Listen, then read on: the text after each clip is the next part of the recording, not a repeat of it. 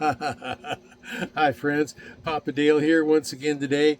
We are going to continue to pursue our Christ versus Culture series. There are hundreds of topics in this series. Today's topic is titled The Jew Haters. The Jew Haters.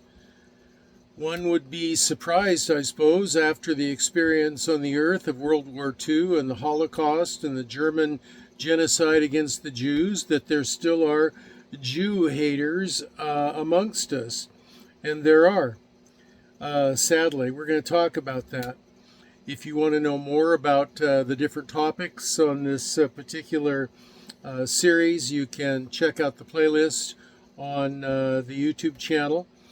And there are two purposes for recording these videos. One, to build up the body of Christ. Two, after the rapture, which I think is going to come pretty soon, there's going to be very few people around that can really teach the Bible the way it's supposed to be taught. And hopefully this will be a body of content that the Holy Spirit can direct people to. Who am I? I'm Papa Dale. I'm a retired pastor, teacher, evangelist, theologian, chaplain, done lots of things in 50 plus years of service for the Lord Jesus Christ. And I am a teacher of the Bible. And you should be cautious about anybody who claims to be a teacher of the Bible, because the Bible says that in the end times there will be a lot of false teachers that arise. So the way you guard against that is you try to find out something about those people. I've published about a 4.5-minute video just about me, my educational background, my church service history, and so forth. Help you get a little better idea of what I'm about. But the most important part is that you compare what the Bible teacher teaches with what the Scripture says. That is the most important thing to do. And even some of the people that listened to the Apostle Paul preach, the people of Berea did that. Check out Acts chapter 17, verse 11 for information about that. So, Christ versus culture, and we are going to talk about the Jew haters. I've received several unsolicited propositions that today's Jews are not really Jews, that those in Israel are not Jews, that they are secular pagan liars pulling the world into World War III. Well, they are mostly pagan, secular, and false worshippers of Yahweh, but then so are all the other human beings who have not believed and received the Lord Jesus Christ as their Savior. That includes everybody on planet Earth except for real Bible-believing Christians. Pardon me. The idea that those people in Israel today are the Christ killers and should be treated as such developed very early in the history of the church. The truth is, we are all Christ killers. It is our own sin that nailed him to the cross. As the church became increasingly corrupt over time, as all institutions do, it became a pervasive false and satanic teaching that the Jews alone were responsible. No, we all are responsible. Satan viciously hates the Jews. In many, quote, Christian countries, there were frequent pogroms against the Jews in which they were murdered or forced out and had their land and their possessions stolen. In Spain, the same year that Christopher Columbus sailed to the New World, there was such an edict. The worst manifestation of this evil was in Nazi Germany's Holocaust in the 1940s, in which 6 million Jews were systematically murdered by their own government. Hitler was simply the logical conclusion to this Roman Catholic teaching, which passed through the former Roman Catholic priest and German Martin Luther. Now, Martin Luther represented a lot of good teaching and a lot of good things, but when it came to the Jews, he was flat wrong. Any teaching can be shown to have evidence by the assembly of factuals and the twisting of them into some preconceived narrative, sometimes by a highly intelligent but immoral people. Whether the evidence is convincing or not depends on the individual looking at it and comparing it to their own life experience and education. See, 12 American jurors found O.J. Simpson not guilty of the murder of Nicole Simpson and Ron Goldman in spite of the DNA and fingerprint and eyewitness evidence to the contrary. See, you can make any set of facts say anything that you want if you're willing to twist some and ignore the others. But if you take the whole into consideration, a correct picture will reveal itself. For example, in 2 places the Bible says Judas went and hanged himself, and then it says, go and do likewise. I don't think that you can put those 2 scriptures together. They're not that close together to begin with, but people who manipulate Scripture could put something like that together, and that's exactly what they do when they try to say that the Jews are the Christ killers and they are evil, any more evil than any other person who doesn't follow the Lord Jesus, and any more Christ killer than any other person who is a sinner, and that includes all of us. The hatred, the specific hatred of the Jews' doctrine, this idea, is false. Jesus Christ was and is a Jew in his physicality. All of the apostles were Jews. 40 years after the crucifixion, Paul weeps for his Jewish brothers. God made specific promises to specific people: Abraham, Isaac, Jacob, the 12 tribes, the prophets, Joshua, Daniel. They were all Jews, and he's not going to break those promises. Nor is the life of Christ the fulfillment of those promises. Yahweh says in the end times, he will draw the Jews from their worldwide diaspora back to Israel. And he has. In 1948, there were about 500,000 Jews in the land that is today known as Israel. Today, it's about 10 million. They're coming from all over the world. Planes arrive every day. They perform what they call Aliyah, or the return. Ezekiel 37 prophesies the event thusly: the Lord took hold of me, and I was carried away by the Spirit of the Lord to a valley filled with bones. He led me all around among the bones that covered the valley floor. They were scattered everywhere across the ground, and they were completely dried out. You ever hear of the term bone dry? These bones were dried out. And then he asked me, quote, Son of man, can these bones become living people again? Oh, sovereign Lord, I replied, you alone know the answer to that. Then Yahweh said to me, speak a prophetic message to these bones and say, dry bones, you listen to the word of the Lord.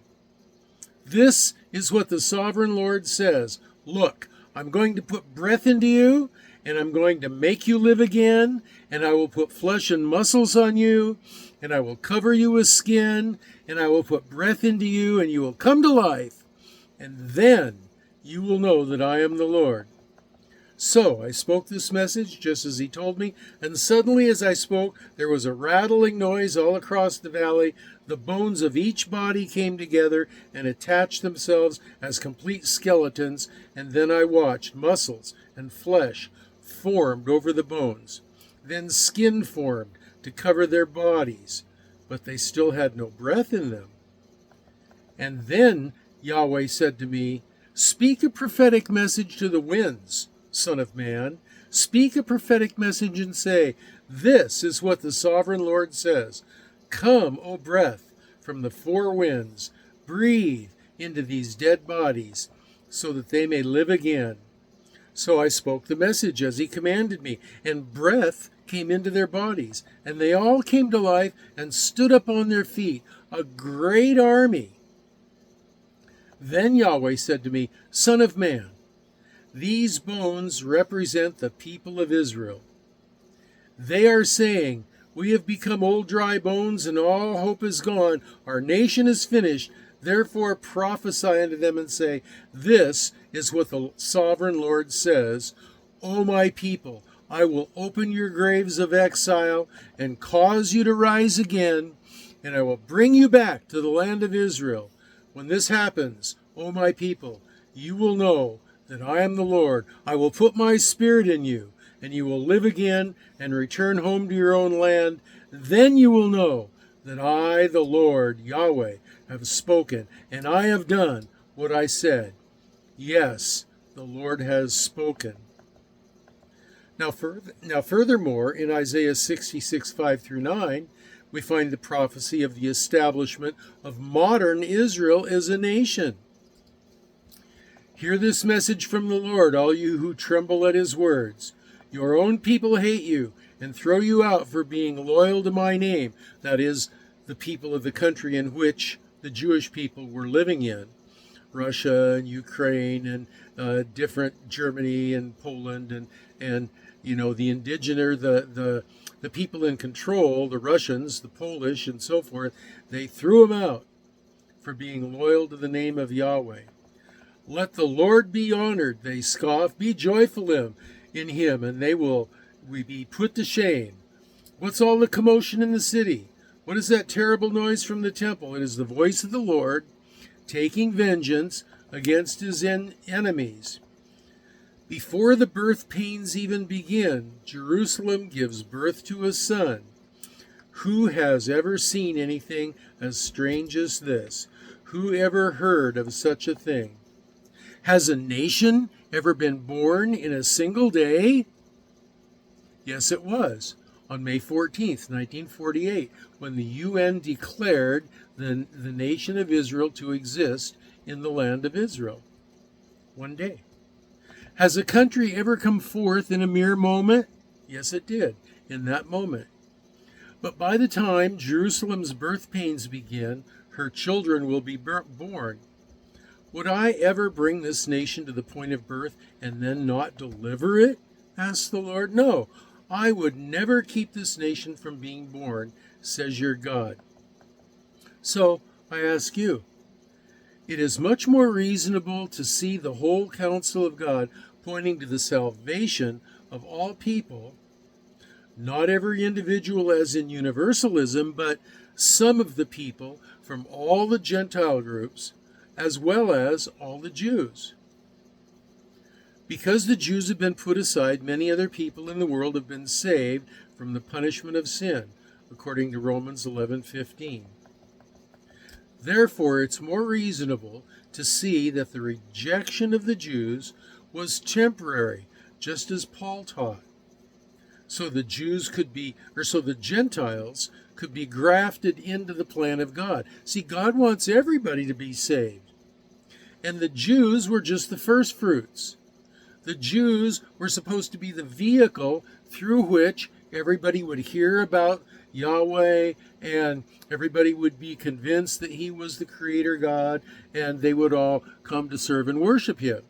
But that's not what happened. The Jews kept Yahweh for themselves. And they said, oh, too bad. You're not part of the Jews. You're not saved. You're not part of the people of God. And so what did God do? Well, God sent Jesus as a Jew through the Jewish nation so that he could die on the cross for everybody who would believe, and he would open up the opportunity spiritually for everybody to be grafted in to the root that the Jews began. And so, quote, but some of these branches from Abraham's tree, some of the people of Israel, have been broken off, and you Gentiles who were branches from a wild olive tree have been grafted in. So now you can receive the blessing that God has promised to Abraham and to his children, sharing, not replacing, sharing the rich nourishment from the root of God's special olive tree. Romans chapter 11, verse 17. The promises to the genetic seed of Abraham still apply to the Jews, but the blessings have been extended to the Gentiles as well. Hallelujah. Thank God for that. And so, the Jew haters have it wrong. The Jew haters didn't kill Christ any more than the sin of any other person who put themselves on their own throne of their own life and rejected the godness of God. And so the Jew haters are wrong. The people in Israel are the dry bones that God has raised up in the end times. And we're going to see that as events play out even more clearly. So those are my thoughts and my comments on the Jew haters. If you have comments, questions, or prayer requests, you can leave them down below in the comments section. If you're going to get all argumentative with me, then take it to my Facebook page. There's a link to that as well. And the next video is going to be about, thought I was going to tell you, didn't you? Well, I can't tell you if I don't know, because it's led by the Holy Spirit. So I don't know what the next video is going to be. It's going to be on the topic of Christ and versus culture, however. And if the Lord wills that I publish that and keeps me alive to that point in time and delays the rapture till after that point in time, then this is your old pal Papa Dale signing off.